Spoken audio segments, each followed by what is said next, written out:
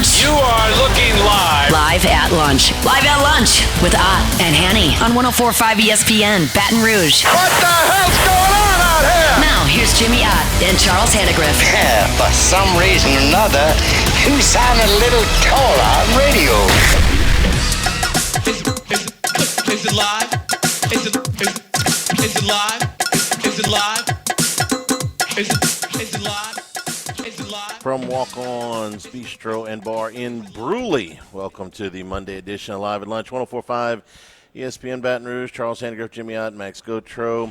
Braxton back in the studio, subbing in for Jordan, who's got a little vacation time left. And we're glad you're with us today on a hot and a little bit hazy, kind of overcast day here over on the west side. A big man, a lot of stuff happened this weekend. You could find a lot of stuff to watch.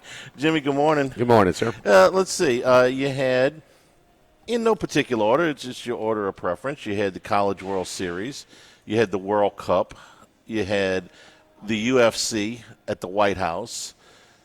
The Knicks win their first championship in 53 years. And the Stanley Cup wraps up last night with the Hurricanes winning their winning the Game 6 to win the Stanley Cup, their second cup in the history of the franchise, first in 20 years. So you definitely had some options this weekend on what you wanted to watch. Yeah, I watched everything but UFC. I mean, I know I understand the popularity of it, but it's just not on my radar. So, but it was kind of a weird night on a Sunday night, but then you've realized that, well, Trump's parlaying it into his birthday party, so, there you go. And I watched the whole thing last night, and it was what really? I You watched the whole thing? I did. I watched the whole. I was watching How many UFC events you watched the whole thing?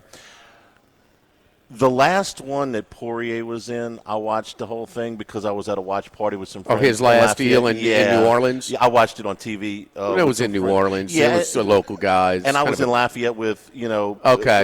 I was at a watch party. In his stomping grounds. Yeah. No, it's not something I ordinarily watch the whole thing. If it was Saturday, you'd have watched the whole thing? If it was at I wanted to see the White House deal. That was my curiosity factor, and I watched the first fight. And the first fight was, entertaining. They were all entertaining. They were all knockouts. All stoppage of. Well, there you go. Got action. So if the first fight, there you go. That was fixed. Right. Oh, well, that's another story. If the first fight would have been 9 minutes of dancing around, I might have moved on. But the first fight, and then the flyover was spectacular looking. I mean, I brought this up on Friday. I said, I don't watch F1 either, but I watched at least enough of the one in Las Vegas to see them zipping around the casinos for the visual of it.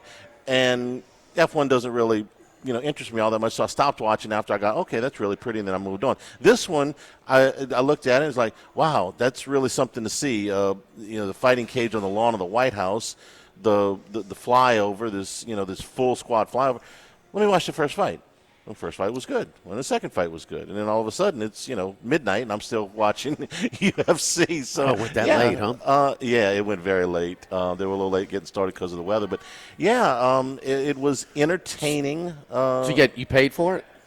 Well, it's on Paramount Plus, so yeah. It's not pay-per-view anymore. It's so right. You just have to have Paramount Plus I don't subscription. Have that. Yeah. We got that at the house. And so I wish it was marketed as it was supposed to be on CBS, which is great. That's free. What? Yeah, I don't know why they. How do you go from it's going to be on network to it's Paramount Plus? That was disappointing. How does that happen? I mean, this is like a fly-by-night operation, huh? I mean, this guy went to Abu Dhabi during the shutdown to keep things going. I mean, this guy's gonna make it happen. I guess he's like me with the streaming. Got to cut it off somewhere. Well, we get Paramount Plus for I didn't buy it because of this. We get it, we watch other right. things, No, but you have it. I have it. What percentage of people have it? You think?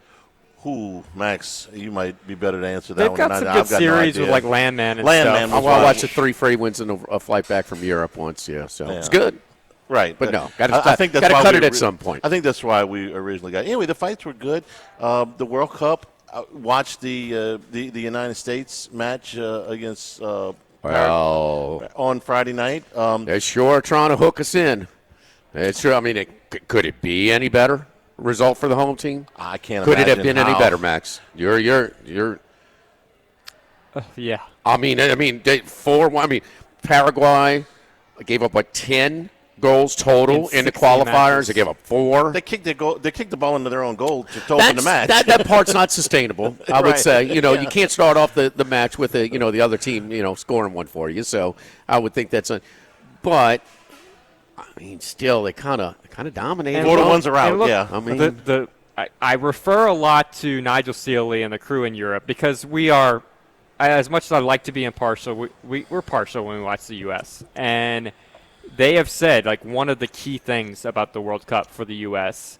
is to get off to a hot start, that the game one was going to be super important, not only because they could get their home crowd behind them, but that they could really gain confidence because there is a lot of pressure in a home World Cup. There is a lot of pressure on this team who is supposed to be, Jimmy, you talk about it. They've been built forever about how this is the best team. Don't This is tell the me that. best team. Guess what? In 4 years from now, that's going to be the best team you've ever had. You're probably right. In 8 years, that's going to be because I've lived through this for 30-something years with, now this is different. Now this is different. But I will say there are mean, more players on this team that have World Cup experience than a lot of, like last year or the last World Cup in 2022. Remember, they missed in 2018. So that was their first go-round for a lot of those players. This time, they've been there. They've done that. So there is some pressure on these guys. But they came out, and I thought they might be tight. I thought it might be a little cagey early on. I just heard some guy talking about it was all these individual pieces that were never together before. And they're giving the coach a little credit for, having a little vision on the cohesion because they're only playing friendlies because they're already qualified, so they don't have to play qualifiers. So they don't get any seasoning, real match seasoning here. And so I don't know. Yes. Will you watch that result, watch that game, and if you're American, it's in your home soil, they put some people on the bandwagon. Jimmy, they built some support. You can't get a little excited, I was watching European media, people covering the event over in Europe who have no inkling for the U.S. to be good. In fact, they were admitting, they were like, yeah, it would be kind of funny to watch the home U.S. team lose. Like, we want them to to laugh at the soccer team, right? And they were like, up until yesterday, Japan and the Netherlands was a great match. They were like, this is the best squad we've seen so far.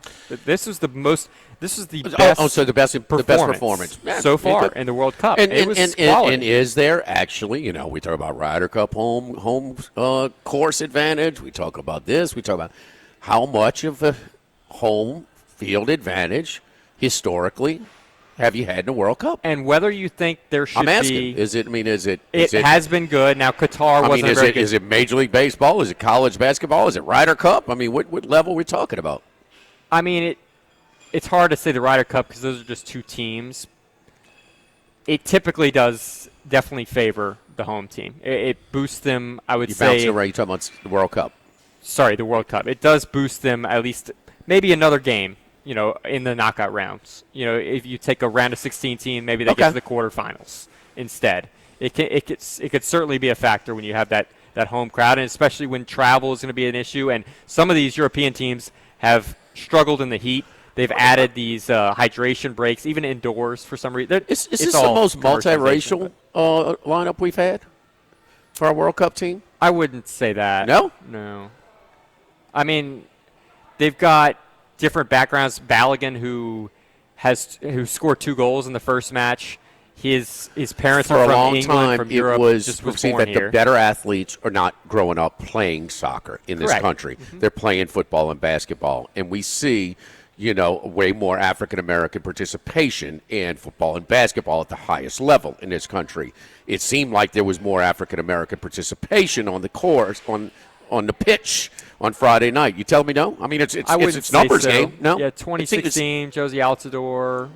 He's great. Yeah, but he's one guy. guy. They're a better player. But they had some defensemen and midfielders. I'd have to look into that, but I didn't notice that. We even got a guy who goes by the first name, by one name. Did I hear him call Pepe? Yeah, Pepe. Okay. I mean, you got to be a really good soccer player to go by one name. You cannot arrive as a serious entry into the World Cup if you don't have a dude with one name. If you got a last name, you're no good. You had some Ronaldo, Pepe, Messi. I mean, come on, man. The one thing is their defense wasn't really tested. That's the concern of this team, is that their back line and their goalkeeper are a bit of a struggle. They did allow one goal in this game. Chris Richards was the only injury worry coming into this World Cup. He was their center back in this game. He completed all 86 of his passes, the first time since the 60s that's happened in any World Cup game, where you've completed 100% of your passes at 86 passes, 86 of 86. It was a very clean match. And you bring in Mauricio Pochettino, who, whether you like it or not, some people differ on whether you should have an American manager, an American-born manager. This is a guy from Argentina who's had plenty of success in Europe. How about just taking the best available? Sure. But it is an American team, so some people want an American manager. Pochettino is brought in and is one of the top managers in this World Cup, and you had the Paraguayan manager who said, yes, we very much struggled with their tactics. They had a pentagon in the midfield, and we couldn't figure it out. And so they were just outclassed tactically, Paraguay was, and that's not something the U.S. is used to having, is just being a better tactically built team than their opponents, who play a lot more together and would be used to how they, go around. Paraguay traditionally would rank where 16 to 20 in a World Cup field, traditionally. Well, traditionally they have 32 teams, so traditionally they would be the back end of those 32. 20 to 25. With 48, I would say they're probably 25 is probably fair. Okay. They're not a pushover. They had good form coming in. Middle of the pack. We expected it would be a close match, and ultimately they were clearly outclassed in this. A little hope. No doubt. I mean, you have to look at them. They're going to get out of their group. You feel very comfortable about that at this point, but that's not that hard. You can be third place and still get out of your group. At this point, they get 3 points already. Their goal differential actually matters. That late goal at the very end, that does matter in group stage. So the 4-1 differential is impactful in this. But, yeah, I think if you were thinking they might lose in the first knockout round, which is round of 32 this year, I think you have to extend that to round of 16 at the very least. I saw the odds yesterday, and I don't know if this was Couchy or whatever. They are 96% to make the knockout round. So it wasn't a tough task to get out of the group to begin with. We kind of knew this, but they don't play again until Friday, and then they don't play again until the following Thursday. So the next 10 days are going to be about, hey, can they move into the next round, and at what spot, and who are they going to have to play after that? And I stress, winning the group is very important. In this current expanded field, you will get a third-place team instead of a pretty good second-place team who might fall. So you can get a great round of 32 draw, and frankly, who they matched up against in round of 16, whether you think it's rigged or not, they got a decent path to perhaps the quarterfinals if they're good enough. Well, that's what Nigel, you mentioned Nigel earlier. He has them going to the quarters. So, who's the next opponent, Charlie? Australia. Socceroos surprised. Turkey was supposed to be the real threat for the U.S. in this group. The Turkey still? Australia wins 2-0. They sit back. It's not going to be the most exciting brand of soccer. They sit back. They park the bus, as it's called. They bring all their defensemen back and then try to get you on the counter, which they did twice against Turkey. We'll see if the U.S. has something else different now. Turkey's got a new name. Turkey A, yeah. Okay. Well, come on, man. It's Turkey A. Okay. I mean, we're at walk-ons. They got turkey on the menu, so I just, I couldn't help it. My soccer enthusiastic son was extremely hyped. So, look, it is probably the best U.S. performance in the World Cup. Yeah. Maybe really. Ever. Other than maybe 2002, they went up against Portugal, but it's hard. Look, it was the most goals they've scored in a World Cup match. Okay. I mean, it's hard to say that wasn't. How many qualifying matches for Paraguay when they gave up 10 total goals? Well, they used between qualifying and some of their other matches in other tournaments, the Gold Cup and whatnot, they had given up 10 goals in 16 matches. Wow. And yet they give up 4 against the U.S. There you go. They started the action yesterday an hour ahead of the College World Series, so it had my undivided attention from 12-1 yesterday, where the Germans blew out. A lot of the matches have been tight, and that's what makes the U.S. kind of stand out. Germany, they put 7 goals on the board. And, of course, I was hoping that they would show Freddie, but Freddie's not showing his face. J.J. Watt put him up at the one of the nicest hotels in Houston, one of the suite at the whatever. LSU hosted him while we were He went to Tiger Stadium. He went to the side. We missed him by 24 hours or whatever. So I watched a little bit of the Germans, and that. So the TV's still on. So when the College World Series comes on, I'm watching that. So now I'm hooked into Netherlands-Japan yesterday, which ended up. That was the best match of the tournament. Japan so far. scores with 2 minutes to go. 2-2. Yeah, it was just before stoppage time. Japan's kind of a sleeper team. Netherlands, we know that they bring a big fan base, the Orange and the Orange Army.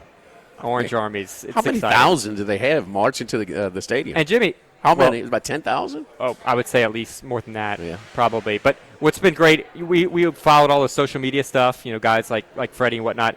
Jimmy, did you watch the Red Sox Rangers game last night? Oh, the Scots were in there last night. Yeah, huh? a little bit. Some of these clubs have taken over these cities, and it's gone into other sports, like the MLB. Obviously, is like the big one that's going on. I mean, they were playing Scottish songs during the Red Sox game to suit them, and they were loving it. It was a great experience for them, and I would say the Scottish fans outnumbered true Red Sox fans at that match. At the game, you mean? At the game with the Rangers. At the Rangers game last time? Okay. Jimmy, look, how many times we've been to World Series where we've had some serious downtime in between games? Oh. Yeah. More than a few, right? North Carolina's talking about it last night, how they want to go to the zoo, that they have time off. So go ahead and put that and add a couple of days for these World Cup fans. God. It's like 5 days in between matches. Yeah, you got to go find something to do. Yeah, don't. Oh, man, that makes us look like real whiny asses, huh? For having a day or two off and just crying about it in Omaha. These guys got a week off. Yeah. In between. So, yeah, that's. They're gonna find something to do. And you're dealing with the. I was talking to a guy who goes to New York regularly on business, and he's like, "Yeah, the $400 to $600 hotels are triple." Yeah. I mean, just you can go stay in New Jersey, or something like that. But I mean, it's gouged. As much as I hate it, the World Cup they gouge the prices, but there have been sellouts. So if they're filling the stadium, then the prices are people will pay them, I guess. Japanese even cleaned up after themselves. So we were over at the great. original walk-ons last week. We were talking about their new menu items: the sweet chili shrimp bowl, which Charlie had, and the Southwest chicken bowl, which I had the last time. And also, we got a bunch of new cocktails, summery cocktails, including the white peach fizz, the blood orange spritz, the blackberry palmer, the lemon basil spritz, melon ball margarita, passion fruit whiskey sours, and the black cherry Manhattans. The melon ball margaritas are served in a World Cup souvenir cup, so you can catch all the action of the World Cup over here at Walk-Ons, which we're looking at right now. No score between Spain and CPV. Who's that, Max? Cape Verde. Say what? Cape Verde. There we go, Cape Verde. Green Cape, huh? Verde? Yes, yeah. I think that's right. Turkey. All right, so we got, speaking of turkey, we've got a new turkey sandwich. So we replaced the one, and now it is called the turkey ciabatta. So sliced turkey, Havarti cheese, avocado, tomato, lettuce, sriracha aioli on a ciabatta bun. You can add bacon for $1 if you want as well. So the turkey ciabatta, turkey ciabatta. Turkey ciabatta. You get an A. You're doing fine. Word salad at its best, huh? Live at the Walk-Ons in Bruley, live at lunch, 104.5 ESPN Baton Rouge. Live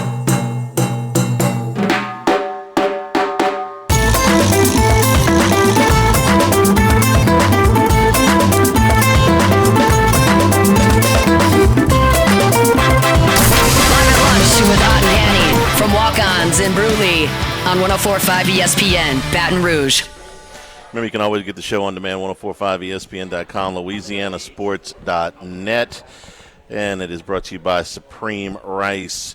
Celebrating 90 years in business here in 2026. Supporting our Louisiana farmers. Go to SupremeRice.com. Start spreading the news. Okay, so let's see. In our lifetime now, we've seen the Red Sox break their curse. Yes. The Cubs break their curse. Yes. The Saints won the Yes. Super Bowl. Okay. Yes. And now we've seen the Knicks win LSU. LSU winning titles. How many? Yes. It was 45 years. 45 years? Yeah. I mean, come on. That's it. Pelicans can make a conference finals. Oh, no. stop it. And now you're just talking That's crazy. too much. Yeah, you're just talking crazy. Yeah. We were alive the last time the Knicks won a championship, but we were young. But if James Dolan can own a team that wins it all, anything is possible. You're right. Anything Absolutely. is possible. Which I hate, the Kevin Garnett thing.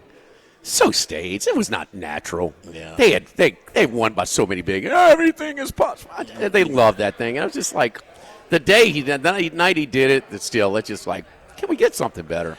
You know, and I don't have a strong affinity for or against the Knicks. The Knicks are what they are.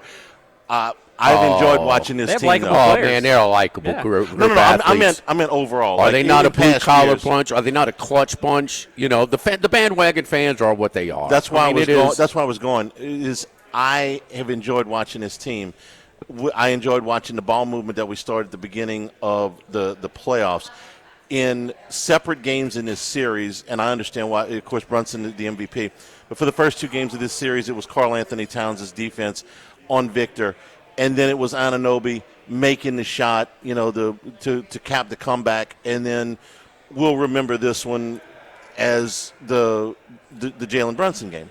The guy scored 45 points in a clinching game on the road in the finals for the Knicks' first championship in 53 years.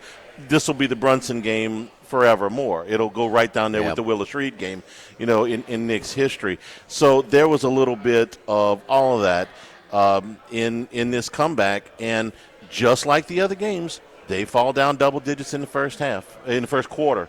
They were double digits down after the first quarter of every game in this series, and you and I, we were all on the text thread on Friday night, unusually vocal for us during the game. Yeah, that's because I had to share the end Saturday game. night, I'm sorry. Here come the Knicks. Here come the Knicks. I had to share the end game. Yeah. And it was I had to go to contrarian pregame and take the Spurs. Okay. I took them in the first quarter. I didn't know Well, if that was going to hold up. When your horse is trying to win the first 4 furlongs of a mile and a half every time. Yeah. I mean, this was the Spurs were the epitome of cheap speed in this series. Double-digit leads in all 4 of their losses. I want to say as much as 14-point leads in all 4 of their losses, including the biggest in the history. I think the Knicks had the biggest comeback, the third biggest comeback, and like the 5th biggest comeback in finals history. I mean, all in the same series. So, and when you boil it down, Charlie, we talk about it all the time. But the playoff season, the playoff experience, and you just gotta. Okay, the one thing that doesn't fit is the only guy with any type of experience, not a ton, was the lowest basketball IQ on the court. And De'Aaron Fox. He just had such an awful series. I'm sorry. I mean, just what did he shoot on Saturday night? 12%. I'm not joking. I mean, but he's still pulling it, huh? I'm sorry, 12% from three-point range, 20% from the field.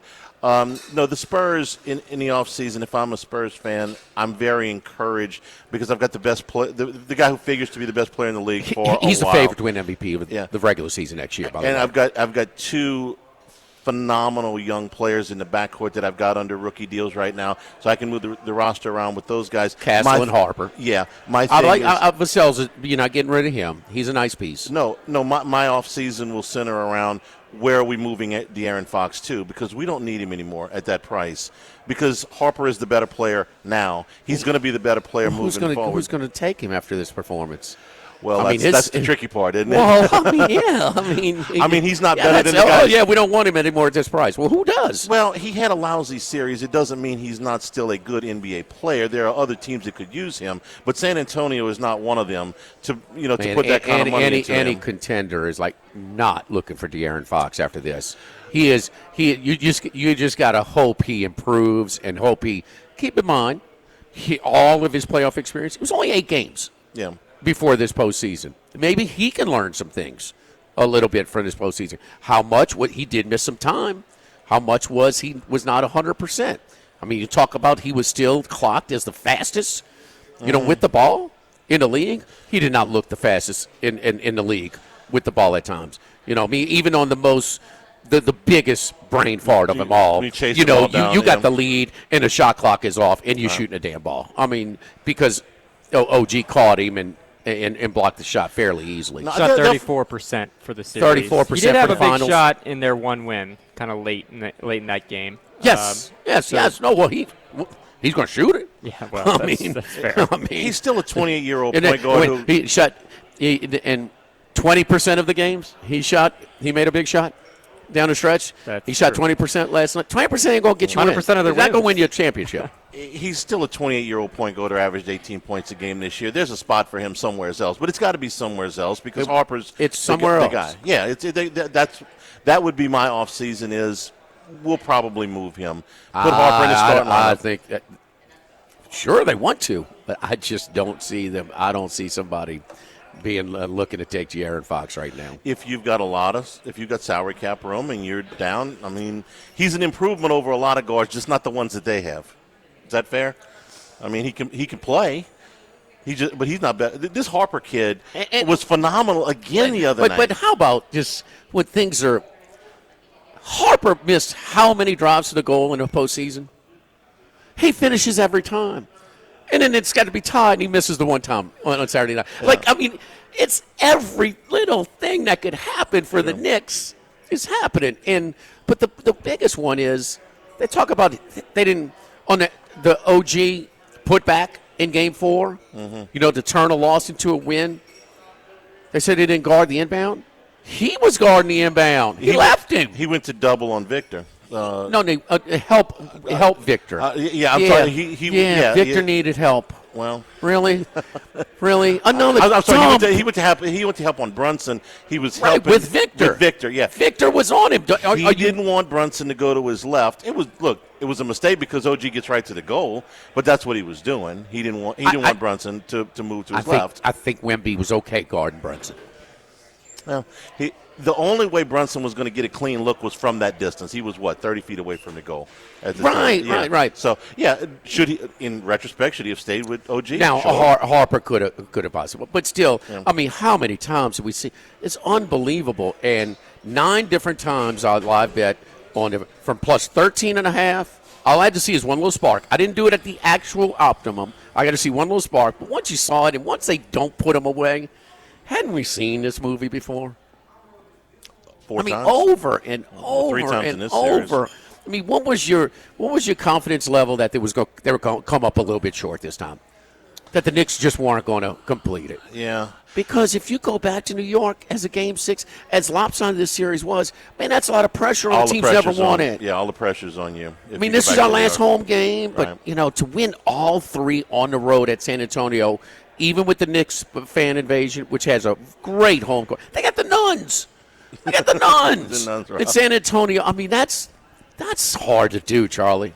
That's really hard to do. And obviously some key playoff experience for Mitch Johnson as well. Oh, had a rough series. The lack of seasoning is not just on the court; it's on the bench as well. I think highly of him going forward, but man, whether it's playing Fox too much, whether it was rotations, whether it was using Wemby too much in games where they had a big lead or whatnot, it was. Got 15 guys on the bench, huh? The assistants.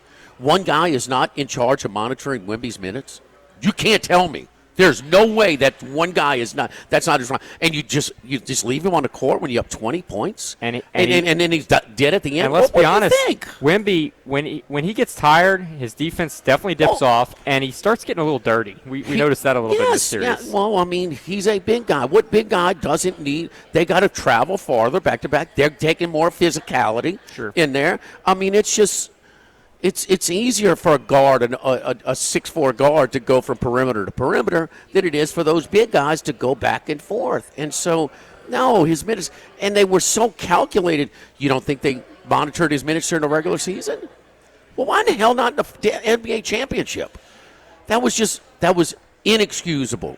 And you wonder why he's got no gas. We got an empty tank at the end of the game. And since the College World Series is going on, we see that over there. We see pitchers that are used, not worked out this weekend, but pitchers that are used in ways that they were not used the entire regular season, because you get to the postseason, it's like, I want my guy out there, even if he's a little bit fatigued or compromised. They did it every game, but this one, it escaped them.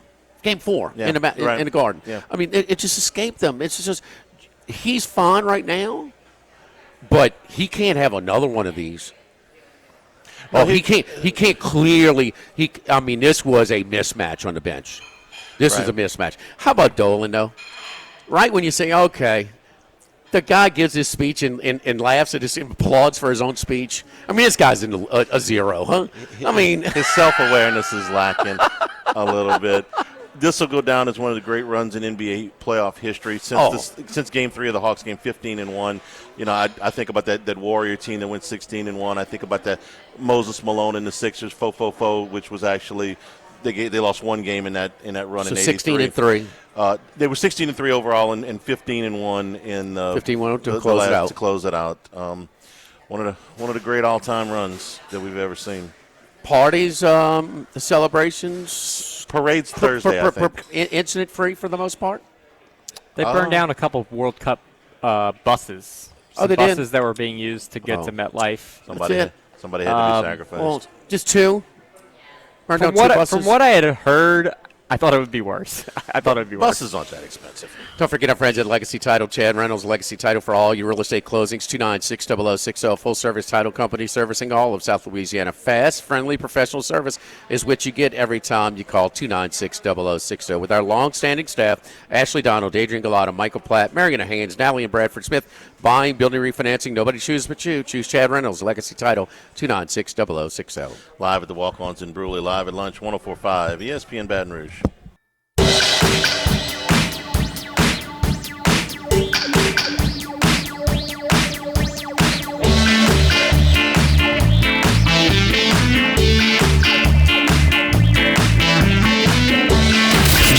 Charlie, and Troy. Three best buddies sitting around talking sports bets. Let's welcome in Troy Macker from Bet Rivers. Troy, give us a report, man. How was everything in your part of the country for the White House event yesterday? What was the local feedback? It went well from an event standpoint. It went well. The execution of it, I think people did not like that it was taking place there, and there was some frustration with the desecration of national monuments. But from an execution standpoint, other than my wife who works for the U.S. government wasn't able to go to work on Wednesday, Thursday, or Friday, which actually it helps out the summers.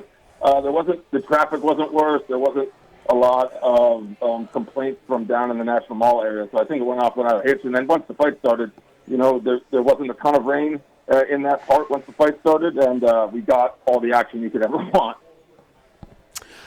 What did the public win more on? Friday night, the U.S. soccer team, or Saturday night, Knicks pregame, Knicks in-game? From a percentage of hold, easily USA Whatever. USA Paraguay, okay. Yes.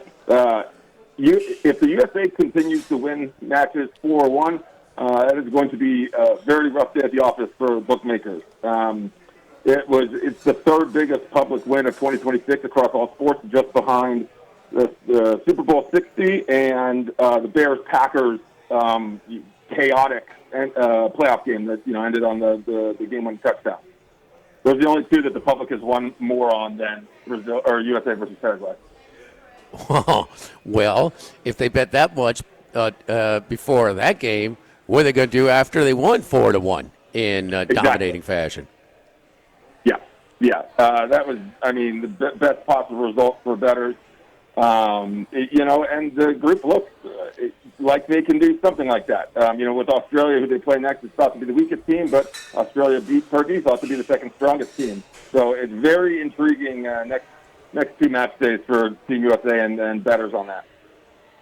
What you think, Troy? How seriously should we take this U.S. soccer team after an impressive debut for this 2026 World Cup?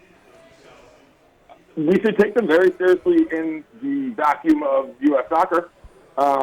Gotcha. They are not a team that can advance to the semifinals or finals. That would require them to win 3 or 4 consecutive games against the 8 to 10 best teams in the world. The powers in Europe, who they just have not beaten, cannot beat.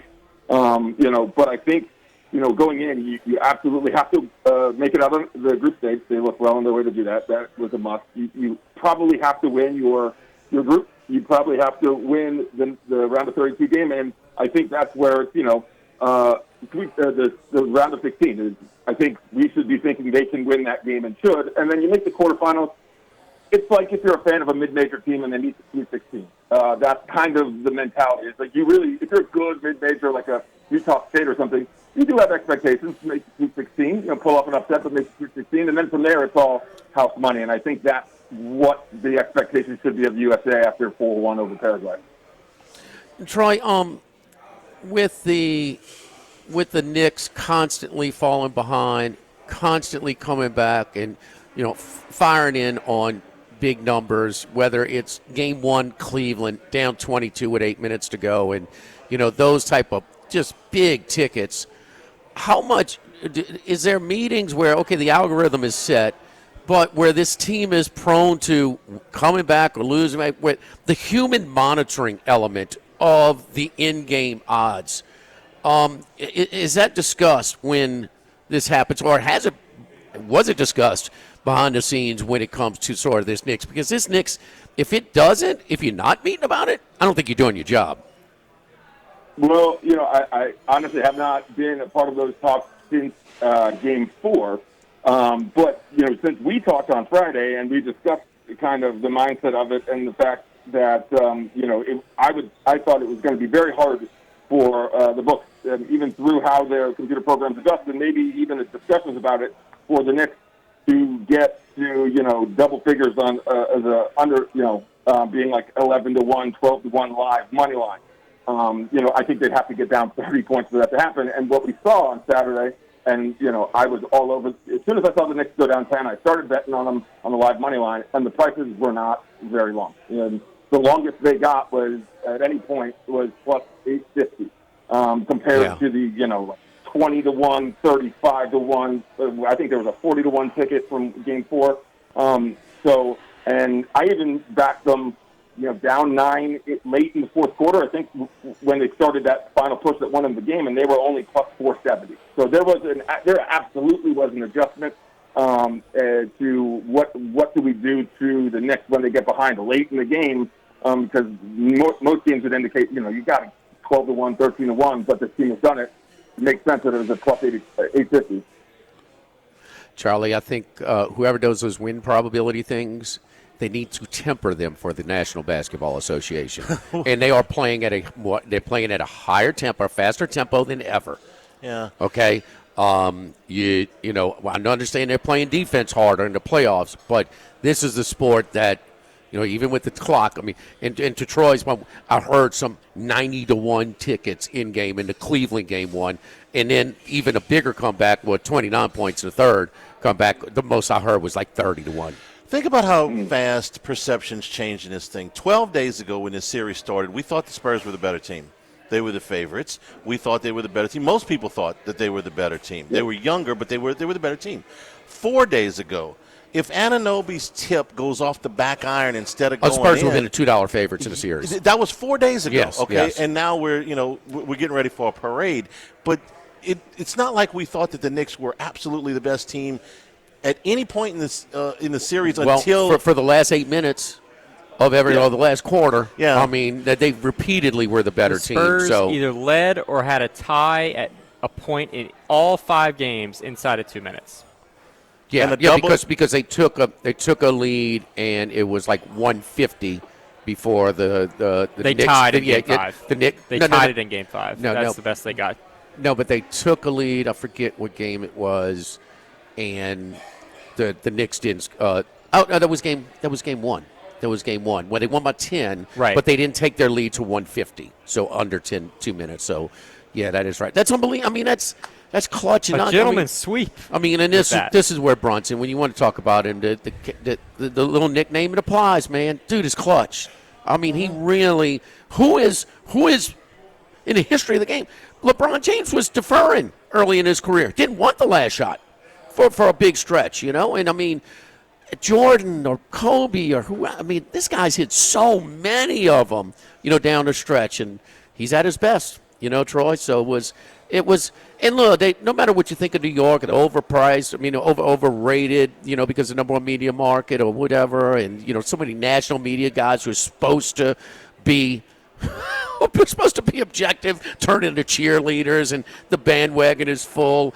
Man, they're a bunch of likable, hard-nosed, winning type of basketball players. 100%.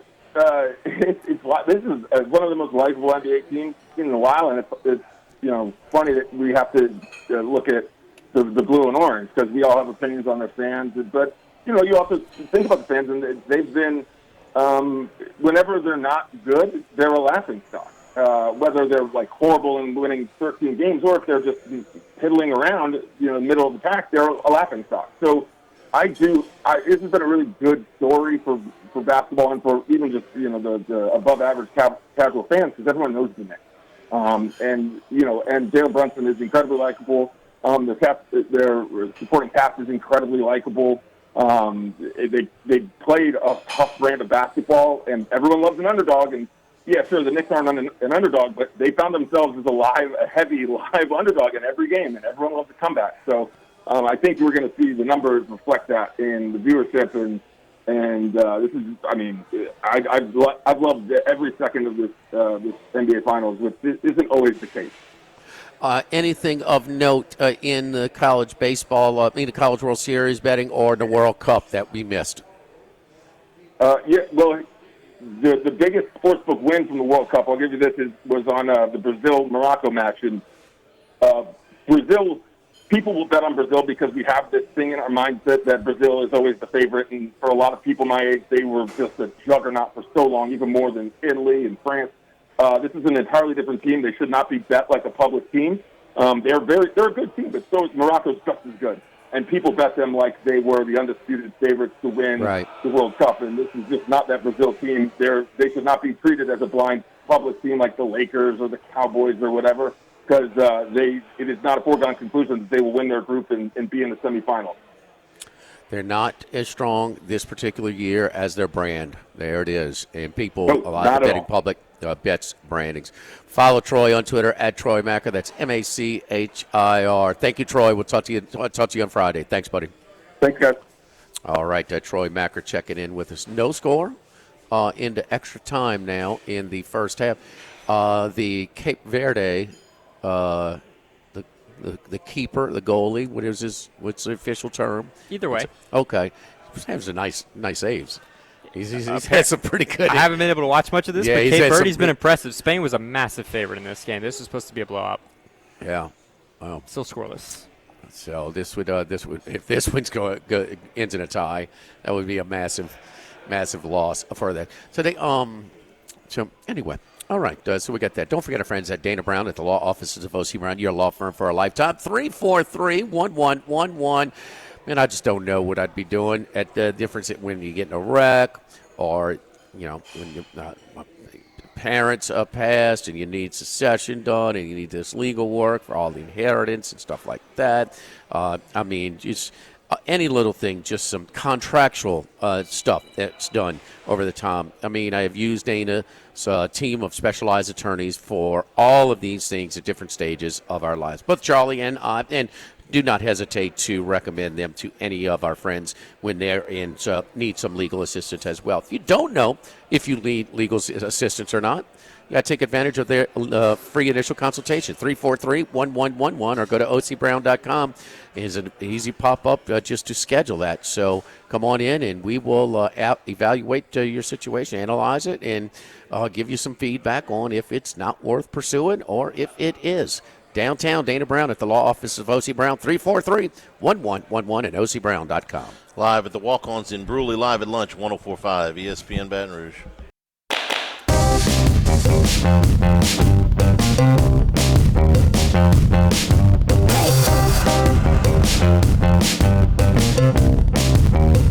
Live at lunch with Ott and Hanny from Walk-Ons in Bruley on 104.5 ESPN Baton Rouge. We'll have the College World Series on here in a little over an hour. Alabama and Texas, the first game today. That's an elimination game from Omaha. We're going to talk about the weekend in the top of the second hour. Is it possible that a Stanley Cup championship got lost in the shuffle of everything that happened this weekend? And I'm not talking about here. I understand hockey's not big here, but even nationally, between the World Cup and the UFC fights, I watched all the hockey. I didn't watch 1 second of the UFC. I don't have Paramount Plus, so not at my house. But But nationally, did it seem like it got kind of hockey's championship? Geographic, Charlie. It's more of a northern and Canadian sport, period. And, I mean, if you ask me if people in Michigan, I doubt it, huh? I don't know. It just seemed like it got a lot less. People in Minnesota. Between the hangover from the Knicks, the UFC card, and the World Cup, it just seemed like Carolina winning the Stanley Cup yesterday got a little bit lost in the I think at the Hannah Griff shuffle. house. You speak for yourself, sir. Okay, well, that's why I was asking. Not at my house, no. Okay. Yeah. Golden Knights. I got 7 TVs, and it wasn't on one of them. Hurricanes close them out with a 3-0 win last night. They win the Stanley Cup in 6 games. What was they split the first? You got ratings 4. on them? I do not at this point. Hour number 2 straight ahead here at Walk-Ons in Bruley, live at lunch, 104.5 ESPN Baton Rouge.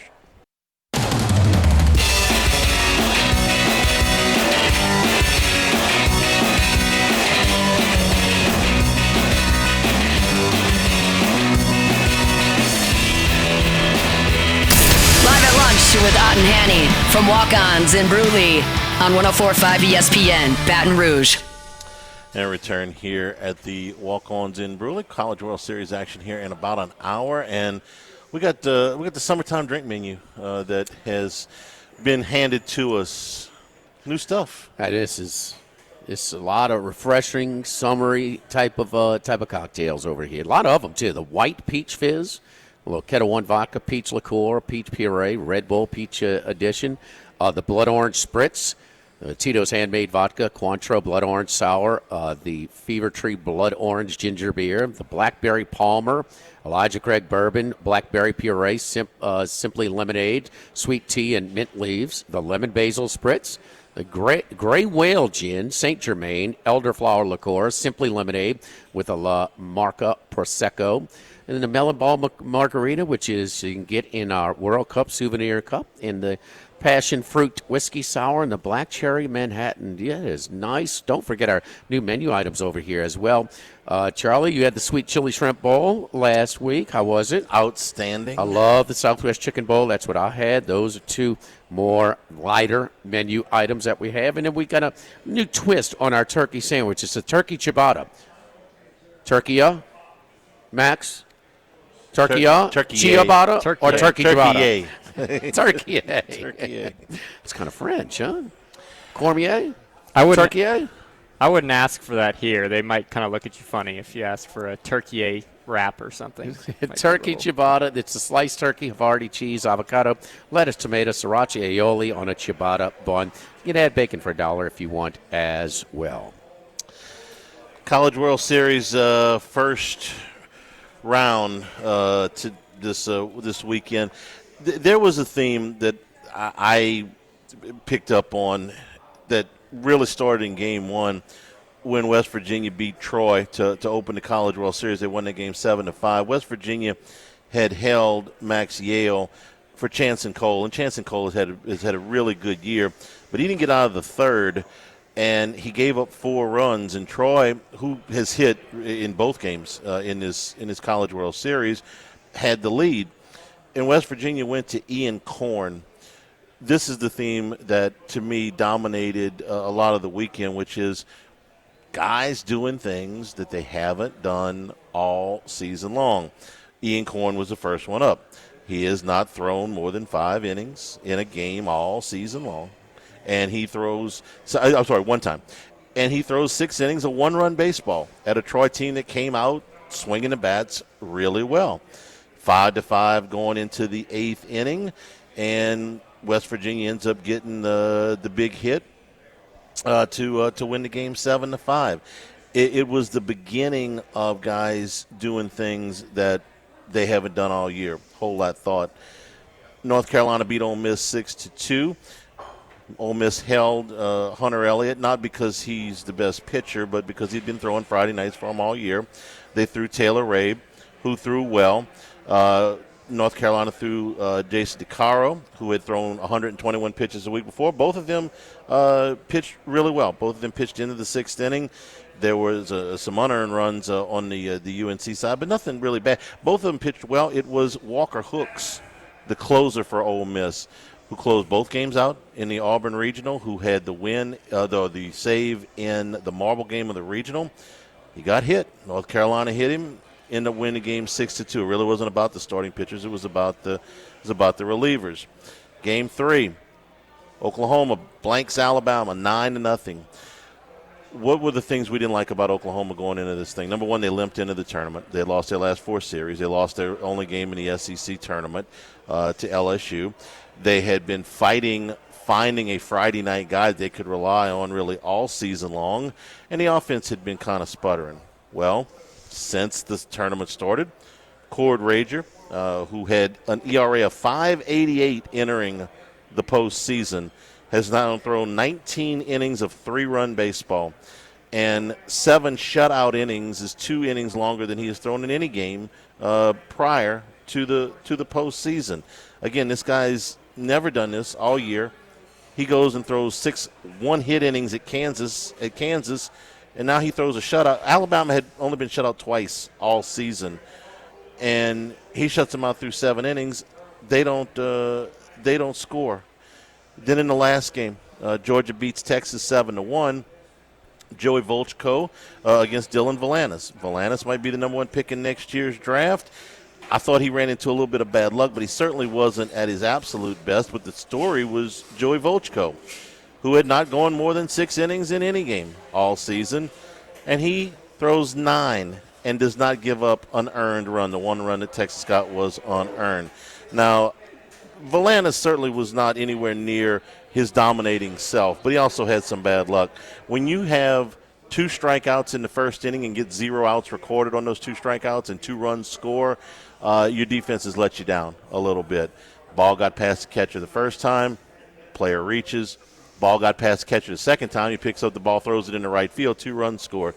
So Valanis really had to get 5 outs to get out of that first inning, and he ended up giving up 5 unearned runs in the deal. But he wasn't faultless in this thing. He only walked 1, but he hit 4, and that's certainly out of character for him. The Georgia bats took advantage of some of those miscues and put 7 runs on the board. And then yesterday, Ole Miss and Troy, Hunter Elliott did start, and he almost wiggled out of it again in the 4th inning, but they finally he had played with fire too long. And Walker Hooks came in again and got hit again. Ole Miss's best reliever. He guy's been rock solid all year. He got hit in both games. Didn't get hit in the regional. Didn't get hit in the super regional. Got hit in both games up in Omaha. Who's that? Walker Hooks, Ole Miss's best reliever. Yeah. And who could come in for multiple inning saves. And has done it. Mm-hmm. And then last night, the winner's bracket game, North Carolina and West Virginia. North Carolina won that one 5-2. Max Yale pitched 2 earned runs into the 7th inning, and then 3 unearned runs. Ryan Lynch started for North Carolina. He battled into the 5th, but it was the bullpen for North Carolina. And if you haven't seen Caden Glover pitch yet for North Carolina, he has been a real story this season for them. He's been great all year. He's pitched some real high-leverage innings, and again, to finish out last night's game, he pitched 2 1/3 shutout innings to finish out Ole Miss. Should be a high school senior, that's right, an early graduate. He threw 2 1/3 to finish out Ole Miss in the first game and finished out the last inning last night to get North Carolina in the winner's bracket. They're in a catbird seat on that side of the bracket. So, to me, the story was you're looking for a hero. You're looking for a guy who has to exceed what he did during the regular season. We've seen this with LSU guys. Trey Hodges.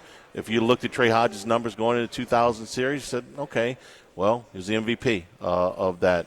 Zach Hess, who was, still starting midweek games as late as the middle of April in 2017, got hot. LSU rode him all the way into the finals. So we've seen it happen for LSU. But whether it be Rager or Volchko or Ian Korn, whose name I wasn't even familiar with going into this thing, wasn't one of the guys I spotlighted, those teams that got the exceptional performances from the unexpected spots are in the best spot here today. We failed to mention this, and it certainly was going through my mind as I'm watching, because I love Texas, the matchup against Georgia with Volantis against Volchko. Volantis is just been phenomenal since his high school career to freshman last year to this year. And But in Volchko been very, very average for a Friday night starter. Very, very average. How much of it, though, is there a more hitting-friendly park than Athens? No. Yeah. Is there a more pitching-friendly park than Austin in the SEC? And I'm just wondering, so that kind of came. Now it's easy now to say, but how much is that? I mean, pitching, the wind included, okay, because the wind has been a factor. There's no doubt it was blowing out yesterday, but it was blowing out for this game as well. Still, with the wind blowing out, it's not Athens on a normal night. No, so I just Volchko just pitched so much more aggressive, just attacked the zone. Mm-hmm. And I guess pitching in that park, I don't know. Yale jitters on the stage, early in the first inning, settle down, and then his fielding. Completely let it. Routine plays. 2 errors in the 7th. Yeah. Oh my gosh, man, that was terrible because they had come back, they tied it, and should have taken the lead, and he was doing fine. I don't know. And then the kid that looks like he's Ralphie from Christmas Story out the bullpen for North Carolina. No, Glauber. Yeah, they have thrown him in last year, this year. He gets thrown into some high pressure situations. He is there. Don't let the appearance fool you, because he is just fine. And man, he's got that change up that he is very deceiving with his appearance, and how clutch he's been coming out the bullpen for them. And then the kid should be a high school senior. Yeah, he's got unlimited future to him because he is oblivious to the pressure. This stage he needed something good to happen, and it did. Yeah. It did, and so he's. I think they were going to throw him in there because of his stuff, but now he could be set. We've seen this stage. We've seen this stage just completely affect some people, but I still, even though North Carolina obviously has got 2 wins under their belt, who on that side of the bracket, now that Ole Miss, you would think that Ole Miss would be the biggest threat to come out of that bracket. They're gone now, and so you can almost pencil them into the championship series. I would still take Georgia. Yeah. Because I think Georgia is still a better team. Will their pitching be a little bit more taxed, but I thought that was a really impressive performance by Georgia against Texas. I agree, and I agree with you completely on Volchko. He pitched without that fear that, any ball that's hit off the end of the bat might go out of that. But on Valanis, what surprised me was Georgia didn't knock him all over the park. He gave up 4 hits. Most of his stuff was either self-inflicted because he hit 4 guys, and this is somebody that's only hit 7 batters in 90 innings coming in, and he hits 4 guys. That's on him. And that's the stage. Yeah. And then the 2 balls that got by the catcher, and I really wanted – he had to record 5 outs in the first inning, and they get 4 runs. Now, the first two were on him. His ball may have been dancing a little bit more than usual if he's lacking control. He's hit 4 guys, which is totally out of character for him. I don't care what park you're pitching in there. Yeah. So maybe his ball was biting a little bit more. So maybe he was throwing pitches that maybe the catcher hadn't seen as much, too. That's possible. And then when he did go to retrieve the second one, he airmails it in the right field. So you compound the problem, and they get 2 free runs out of that, which should have been out number 5, I think. It's not what you'd expect from a Schlossnagle team, too. He's been there. He knows the right path. But that's the fun part of it is, yes, guys raise their game, and the stage really rises some of these games, and that has been forever. Whether it's at Rosenblatt, with TD Ameritrade, Charles Schwab, wind blowing out, wind blowing in. You don't know what you're going to get. We've seen how many forever now with a more pitching-friendly park, but how many top 10 Major League Baseball draft picks we've seen go out there and can't get an out in Rosenblatt forever. It's happened, and you brought up it's not like a Schlossnagle team. They fielded 980 for the season. That's right near the top of the Southeastern Conference. They make 3 errors in this game. We've seen it. we've seen it eat guys up. The stage there. The Hunter Elliott deal, it kind of, I kind of sense. I mean, this guy's been dodging something, but he's been so close to getting rocked. His stuff, he's kind of damaged goods compared to what he was as a freshman when he was the best pitcher in the country.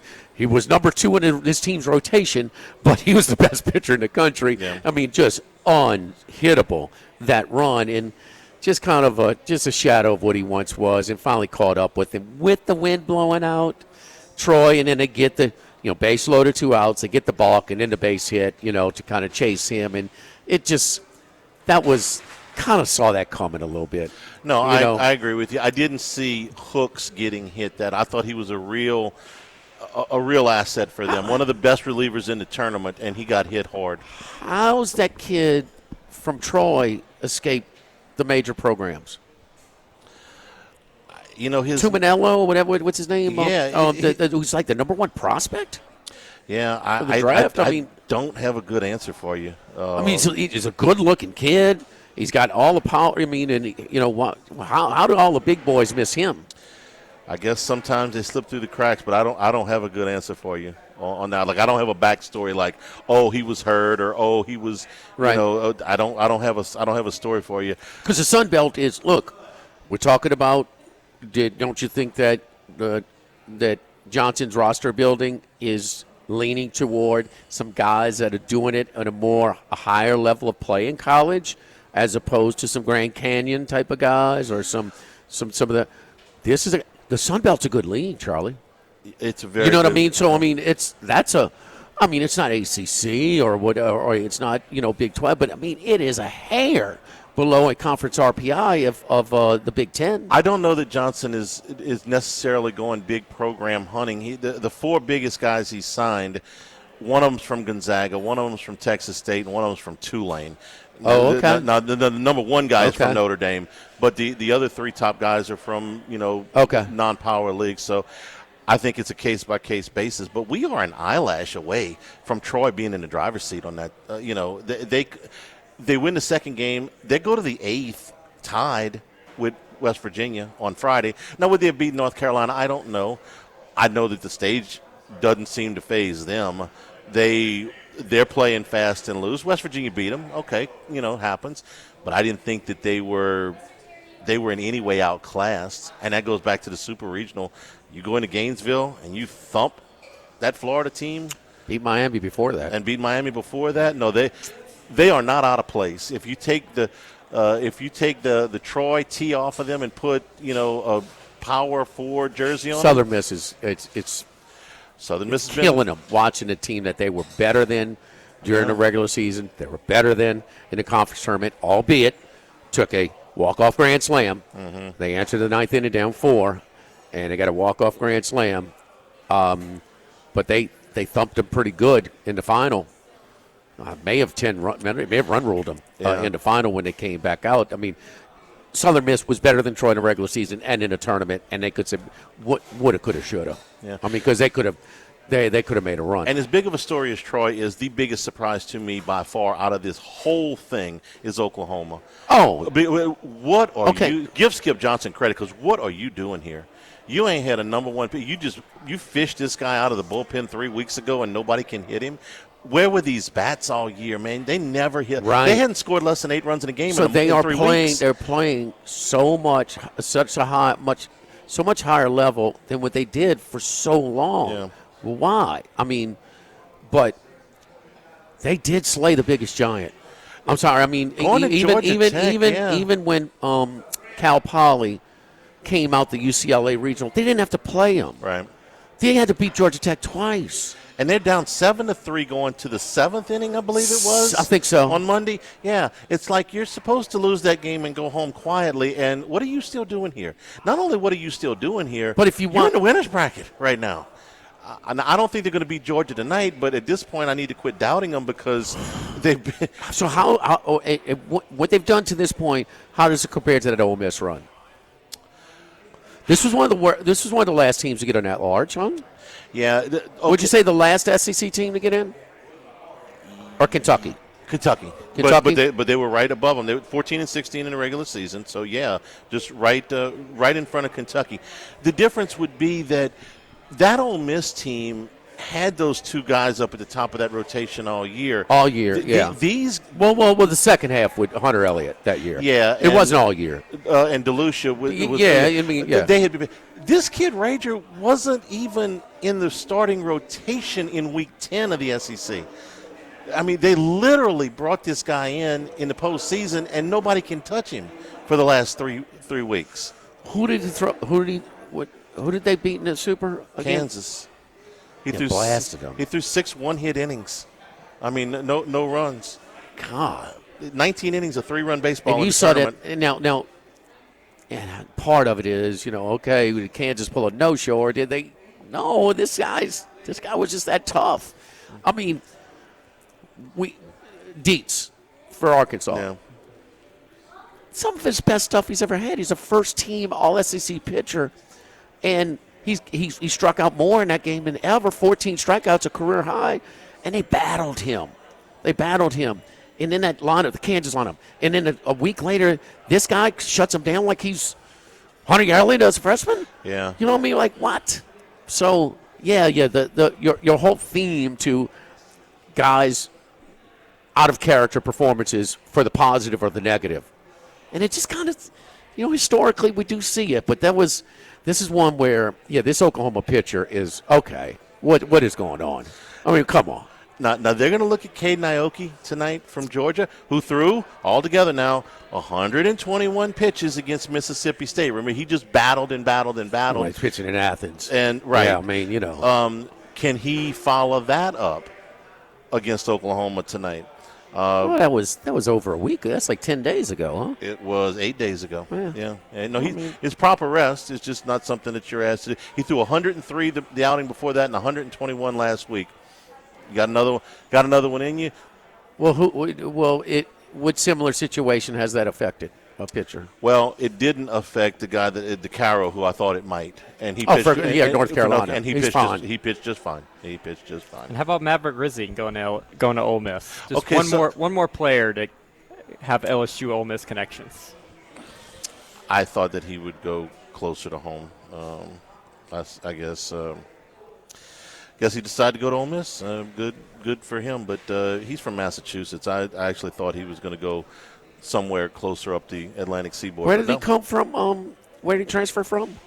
He was a freshman last year. He was a freshman. Okay. Yeah. Okay. Yeah. Ole Miss is second home to Baton Rouge, huh? Kiffin just had to go, he went backwards. The fans are so cozy with each other. I mean, Ole Miss's coach is, LSU Tiger. He was. Okay. He sure was. Father's Day. Don't let the Rebs get hot. TheThibodeauStore.com. Great gifts for Dad. So many specials on the website right now. Cordless power tools, tool storage, coolers, outdoor cooking equipment, toolboxes, tool storage, Milwaukee, DeWalt, Channel Lock, all of them with specials right now on the website. Maybe some Cypress furniture for Dad. The Thibodeau store, the rockers, the benches, the gliders, the swings, all of them available there. Look, if you walk into any of the 4 locations, LaRose, Lockport, Pierrepont, or Thibodeau, you're going to find something for Dad this weekend. We may even take EJ. End of the week. Yes. Get you something that you want. All 4 websites, all 4 sites available at the one website, TheThibodeauStore.com. Delivery available on some, and everything that is on the website, same-day pickup is available. Don't forget Dad for Father's Day this weekend at TheThibodeauStore.com. Live the walk-ons in Bruley, live at lunch, 104.5 ESPN Baton Rouge.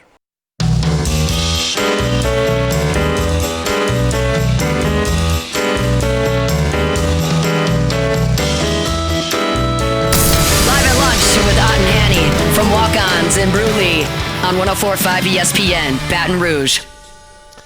And we return here at Walk-Ons in Bruley. Must be Monday. We're going back to court, right? We do court on Monday. We do legal. Where's our gavel? We need a gavel. Yeah, we do. So last Monday, Brendan Sorsby got his injunction from the friendly judge who says, yes, of course, set out 2 games and you can play. And that went in front of a week's worth of hand-wringing by the league, all the league members, and, well, pretty much everybody in college football. Then the Texas Attorney General last week said that if the Big 12 imposed any sanctions on Sorsby, it would be unlawful and countered by legal action. It's worth noting that the Kansas and Oklahoma AGs both disagreed with this pretty significantly. So the Big 12 filed a suit today. Jimmy, you want to know what the suit is for? I find this humorous. I don't know, man. The Big 12 is putting in this federal suit an injunction that will allow the league to enforce its own rules. Okay. Oh, yeah. We would like to enforce our own rules, but we have to go to court to do it. It's laughable, but it's very practical also. Think about when you say it out loud, just how ridiculous it sounds. I know. But yeah, well, that's where we are. That is exactly where we are, that the league with its own set of bylaws is not able to police their own because you're just going to run off to court. Now, the Big 12 presidents are meeting today. They don't necessarily have to make a decision today. In fact, they're not expected to. But, Jimmy, I said this last week. I'll repeat it again. If I'm wrong and this kid plays, I'll eat my words, and I'll say I'm wrong. Brendan Sorsby cannot play college football. He just cannot be allowed to play college football. I understand he didn't murder anybody. I heard the coach. Okay, that's not the point. It is being able to enforce the strictest of rules that we've ever had. And if we're going to play dueling lawsuits all summer, then so be it. But he did. Let's not murdering people, but let's just something that just happened. Just came to light or was publicized a week ago. It's not shaving points. No, it's not fixing a game. It's not manipulating a game. No. Like the Alabama State basketball players did. That is worse. That is worse. He can't bet on it. It's bad, but it's not the biggest crime in college athletics. He bet on his own sport. He can't do it. You can't do it. You've been told a million times, but it's not fixing games. No, it's not. So, the other thing is, there have been other student athletes that bet on games and got away with it. Of course, a lot. Yeah. Okay. So I don't want to do it, but they just can't do it. But like we told you, like Georgia's AD, we're not scheduling him. Oh well, how many times have you scheduled him? He is playing football, so this is the main sport. How many times have you played him in football? I don't think any. But we're not going to schedule him. Okay. Well, no, the Big 12. The Big 12 is doing something. Oh, now we're talking. Right.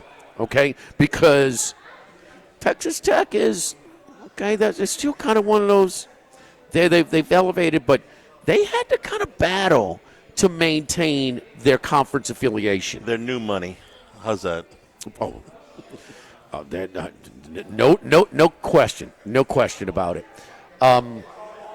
But they are part of this conference, and if their entire conference, including the league office, no, they're in for a battle. And this is, I get so worn out with the news part of it. And this is where we are. Yeah. We're in the news part of it, and these are historical type of elements to the whole thing. And listen, man, this thing is not that far from being right here in our own backyard. We wanted this guy.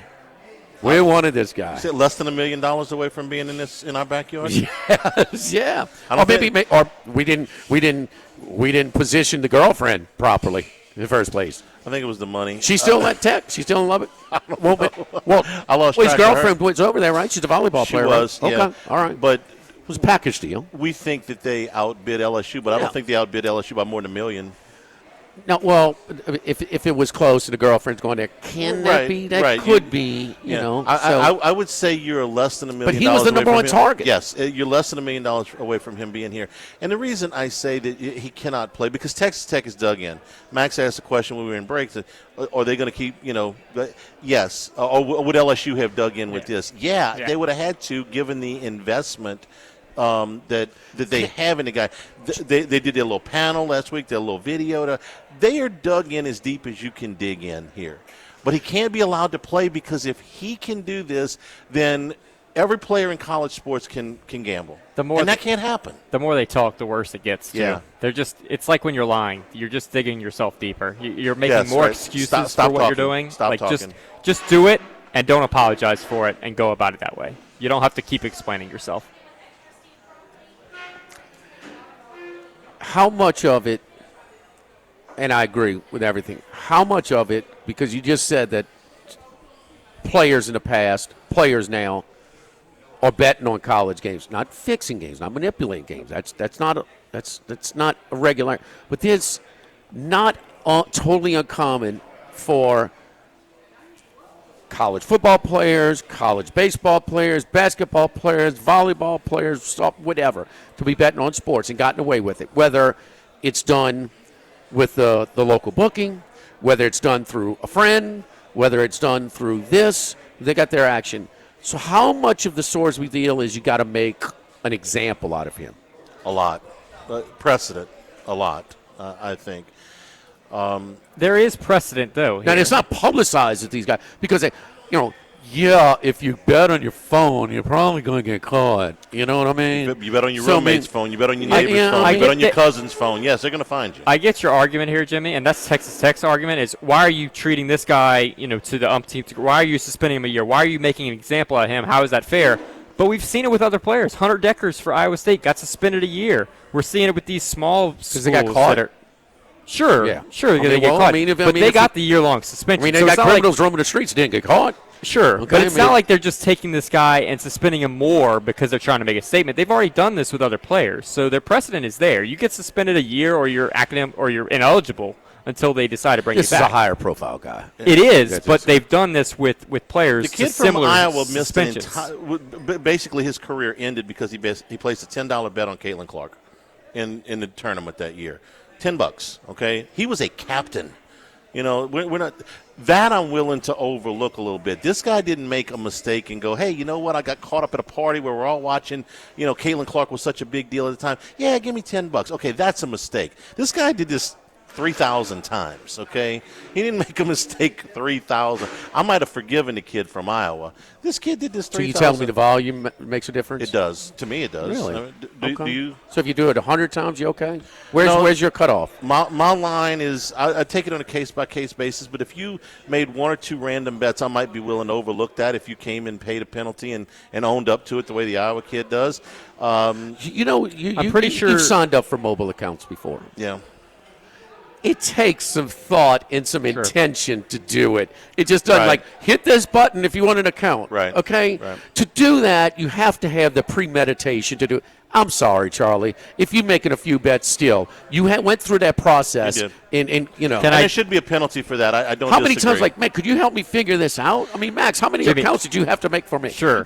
I agree with everything you're saying, Jimmy. The more we get, you always have to create some outlets. Like, what if they had like a Kalshi account, a prediction market account? Would that be a bit of a stretch? Or they're not supposed to compete in March Madness brackets or pools or anything like that. That would be a little different to me than getting a DraftKings account. Neuheisel had some enemies within the administration. They totally set him up on that deal. Sure, but but they got him on a technicality. If a player got suspended, of course not. If a player got suspended a year for a March Madness bracket, I would think that's egregious. I think that's different to me. Maybe to some people it's not, but to me that's a little different than if you create a DraftKings account and bet on college sports. You have to let the league listening enforce to their rules. Neuheisel how the sports gambling has become so mainstream compared. I mean, it's laughable what they ran him off for. But I mean, how many coaches are practicing too much? Which they ran Rich Rodriguez out of Ann Arbor because he didn't embrace some of the Michigan supporters, and they said, "Okay, we'll fix you." You're 2 minutes over. Well, we're going to film it. I mean, I know a coach who got run off for a strong ass offer, which is pretty commonplace now.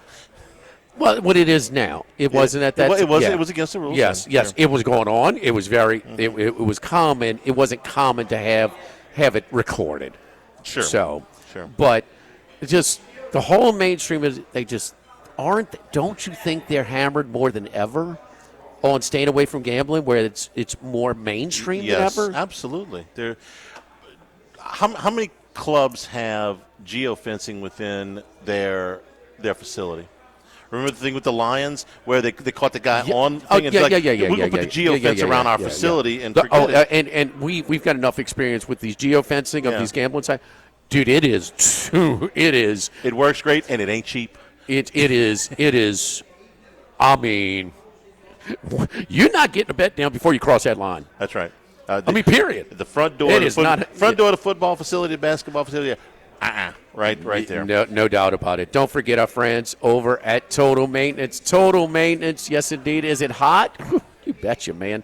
It is boiling right now. 480-1000, 480-1000, Total Maintenance, one of South Louisiana's oldest and largest AC and heating companies since 1980. Service today, every day means same-day service. Means you call today, you get service today. You will never sleep hot. And don't forget about the real way to go, the Elite Membership Plan. All of the services, like service to your unit 2 times a year, 50% off diagnostics, 15% off repairs. All repairs come with a 3-year warranty. It's $39.95 a month, but half of that goes straight to what they call TM Bucks. It's a credit that you can use when it's time to replace some equipment. So, and if you sign up right now, call them up at 480-1000, ask about the Elite Membership Plan.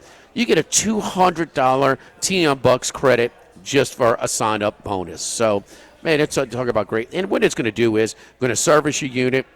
That way, it will act more efficiently. It's going to lower your monthly bills. It's going to avoid more costly repairs. And they also going to have you scheduled so you don't have to keep track of it. It's a great way to go. The Elite Membership Plans at Total Maintenance. Total Maintenance, 480-1000, 480-1000. Live at the Walk-Ons in Bruley, live at lunch, 104.5 ESPN Baton Rouge.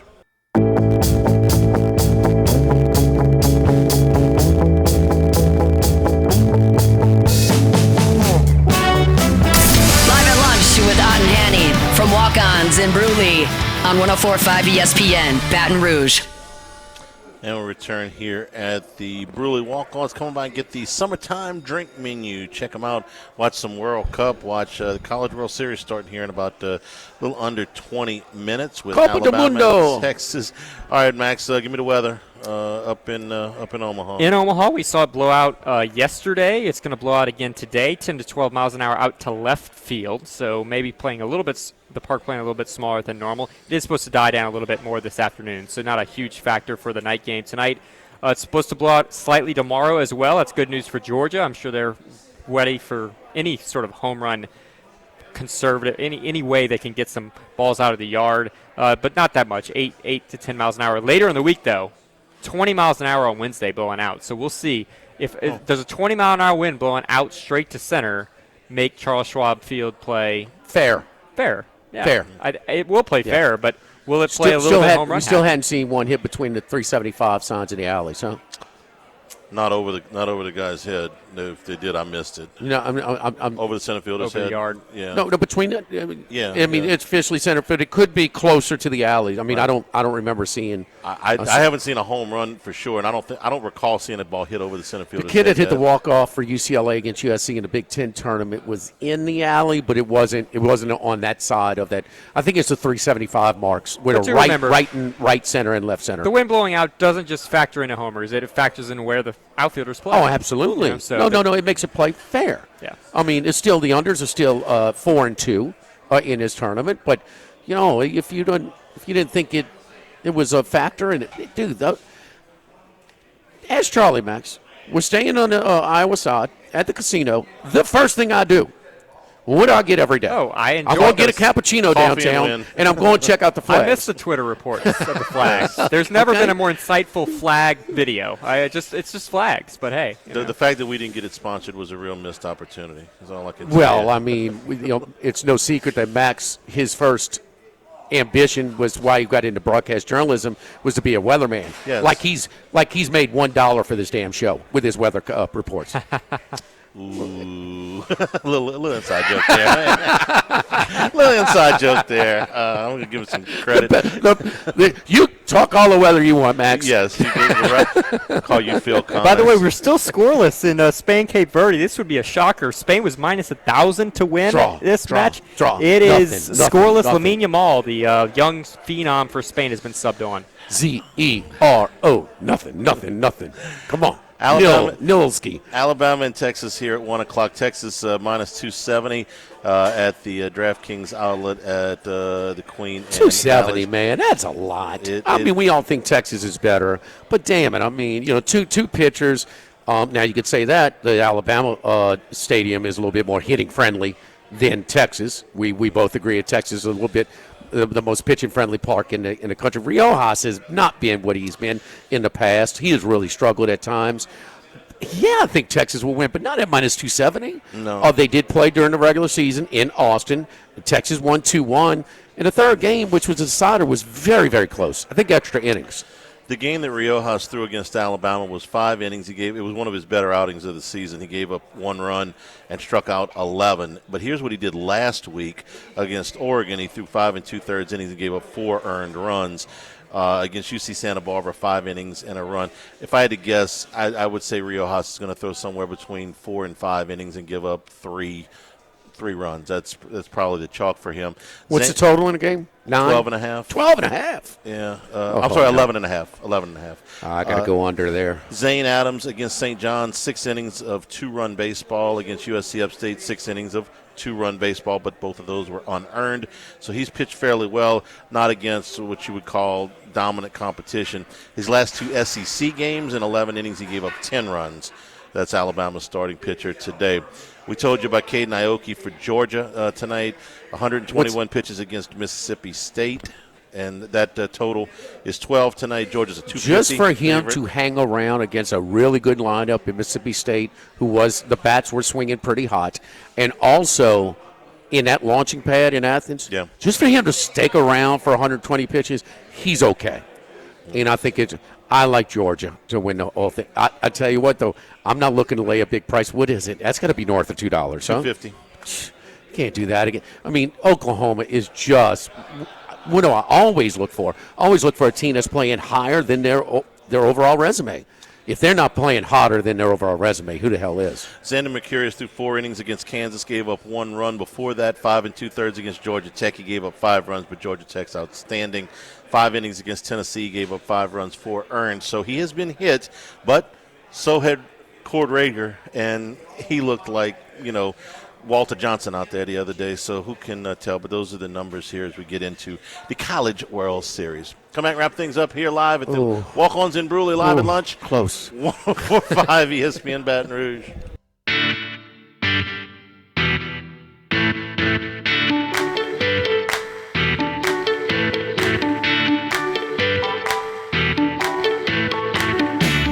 Live at lunch with Ott and Hanny from Walk-Ons in Bruley on 104.5 ESPN Baton Rouge. I guess Freddie's reached official celebrity status now that they are impersonating him on X. Now there's a fake Freddies out there. They're now fake Freddies out there. So make sure you got the real Freddie. Freddie LA7, capital LA. That's important. That's how they're impersonating him. J.J. Watt found him on Friday. Everyone's found him. But me. He got a really, really nice room. J.J. Watt took care of it, downtown and everything. 9 days ago, nobody knew who this guy was. Now he's going to concert. They're going to Toronto for the next game. And Germany won in a cakewalk yesterday, so I guess he's in a. That was okay. Yeah, it was 1-1. I wouldn't call it a cakewalk. It ended up being that way. 7-1. But the first half was interesting. Curacao showed you something. Okay, 7-1. Okay, it was a cakewalk in the second half. Sure. Yeah. Who else won by 6 goals? Nobody. Spain was maybe supposed to, but I feel it's still comfortable in my scoreless. verbiage, cakewalk.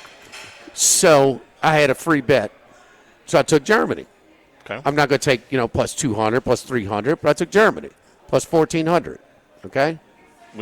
That was in the middle of the first. No, that was before it started. 1,400. That was no. Oh, to win it all. I got you. Not in that match. Got you. Slow it down for you guys. I'm sorry. Mean, my goodness. So anyway, so I'm on the on the exercise bike. Who's next to me? A guy from Germany says he's going on and on how bad they suck. and they got no chance. I'm like, are you kidding me? They've been getting bounced in group stages in the World Cup. What are the chances of that? They're the Alabama fans of the World Cup. I mean, man, I like Freddie. Who's Freddie? I'm having a ball. Who is watching this Freddie guy? We'll get you. Get him on. Get him on. Thanks to the folks here at Walk-Ons for being our guests here in Burley tomorrow. We're at Mike Anderson's. Stay tuned for Hunt on 104.5 ESPN Baton Rouge.